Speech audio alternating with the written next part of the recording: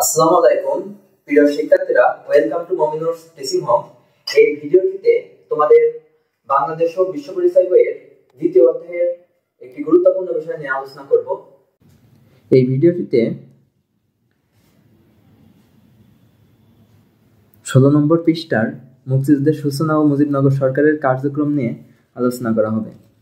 তো চলে যাচ্ছি ভিডিওর মূল আলোচনায়।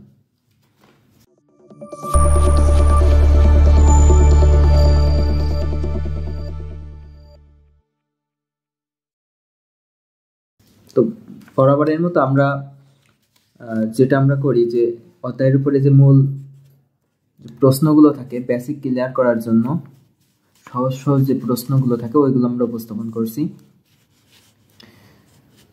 মুক্তিযুদ্ধের সূচনা ও মুজিবনগর সরকারের কার্যক্রম অর্থাৎ অস্থায়ী মুজিবনগর সরকার। এই অস্থায়ী মুজিবনগর সরকার শপথ গ্রহণ করেন 17 এপ্রিল 1971 সালে এবং এই অস্থায়ী মুজিবনগর সরকারটা গঠন করা হয় কত সালে? সেটা হলো 10 এপ্রিল 1971 সালে। মূল দুইটা বেসিক কথা, এই দুইটা এখান থেকে আমরা শুরু করছি। এখন আমাদের জানতে হবে যে মুজিবনগর সরকার এটা আসলে কোথায় তাদের কার্যক্রম পরিচালনা করে। এটা কার্যক্রম পরিচালনা করে মেহেরপুর জেলার বৈদ্যনাথ তলার আম্রকাননে শপথ গ্রহণের মাধ্যমে তাদের কার্যক্রম শুরু হয়। আরও একটি বিষয় যেটা জানতে হবে যে বৈদ্যনাথ তলার বর্তমান নাম কি? বৈদ্যনাথ তলার বর্তমান যে নাম সেটা হলো মুজিবনগর। বৈদ্যনাথ তলার বর্তমান নাম কি? মুজিবনগর। এবং এই মুজিবনগর এই নামকরণটা করে তৎকালীন প্রধানমন্ত্রী তাজউদ্দিন আহমেদ। এই মুজিবনগর সরকারের নামকরণটা করে, অর্থাৎ মুজিবনগর স্থানের নামটা দেয় বৈদ্যনাথ তলার পরিবর্তে। তো এই ছিল মূলত এই অংশের মূল বেসিক যে জিনিসগুলো সেগুলো আমরা জানলাম। এবার আমরা বইয়ের থেকে লাইন বাই লাইন দেখব আসলে কি এই তথ্যগুলো আছে, সাথে আমরা এক্সট্রা আরো কিছু জানব। বাংলাদেশের মুক্তিযুদ্ধের ইতিহাসে মুজিবনগর সরকারের যে গঠন এটা অত্যন্ত গুরুত্বপূর্ণ। মেহেরপুর জেলার বৈদ্যনাথ তলার আম্রকাননে শপথ গ্রহণের মাধ্যমে মূলত মুজিবনগর সরকার তাদের কার্যক্রম শুরু করে। মুক্তিযুদ্ধকে সঠিকভাবে পরিচালনা, দিক নির্দেশনা, সুসংহত করা এবং মুক্তিযুদ্ধের পক্ষে বিশ্ব জনমত গঠনের লক্ষ্যে 1970 সালে সাধারণ নির্বাচনে জাতীয় ও প্রাদেশিক পরিষদের প্রতিনিধিদের নিয়ে তাহলে কি করা হয়?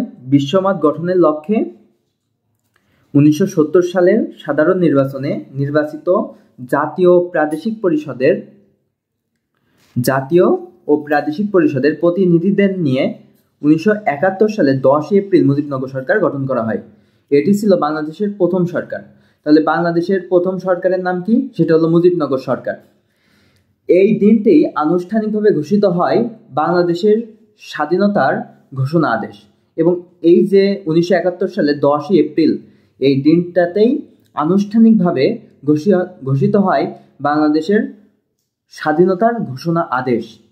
মূলত বাংলাদেশের মুক্তিযুদ্ধের যে সূচনাটা হয় সেটা হলো মুজিবনগর সরকারের হাত ধরে। মুজিবনগর সরকার শপথ গ্রহণ করেন 1971 সালের 17 এপ্রিল।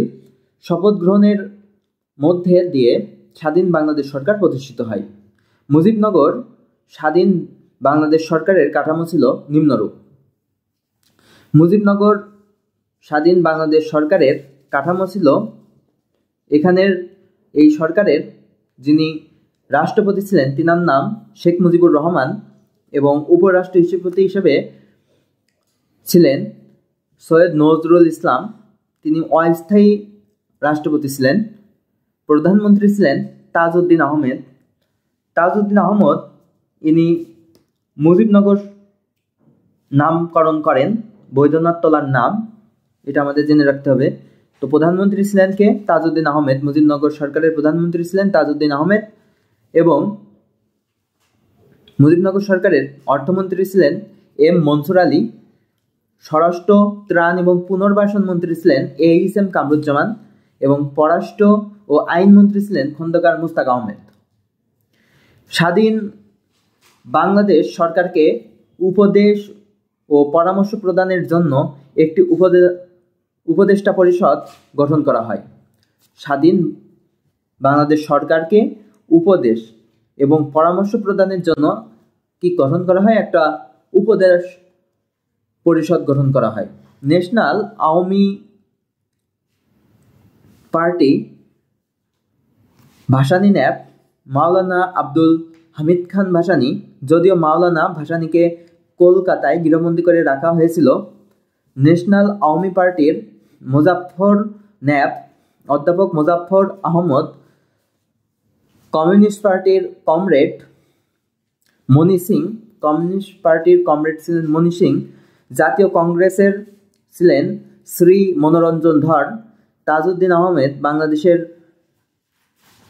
সরকারের প্রধানমন্ত্রী খন্দকার মুশতাক আহমদ, বাংলাদেশ সরকারের পররাষ্ট্র ও আইন মন্ত্রীকে নিয়ে মোট 6 সদস্য বিশিষ্ট উপদেষ্টা পরিষদ গঠিত হয়। মুক্তিযুদ্ধের প্রধান সেনাপতি ছিলেন কর্নেল MAG ওসমানী। আরও একটি গুরুত্বপূর্ণ তথ্য এখানে, সেটা হচ্ছে মুক্তিযুদ্ধের প্রধান যে সেনাপতি ছিলেন তিনি হলেন MAG ওসমানী সাহেব। তো ভিডিওটি এই পর্যন্তই। পরবর্তীতে আমরা মুজিবনগর সরকারের কার্যক্রম বিষয় নিয়ে আলোচনা করব।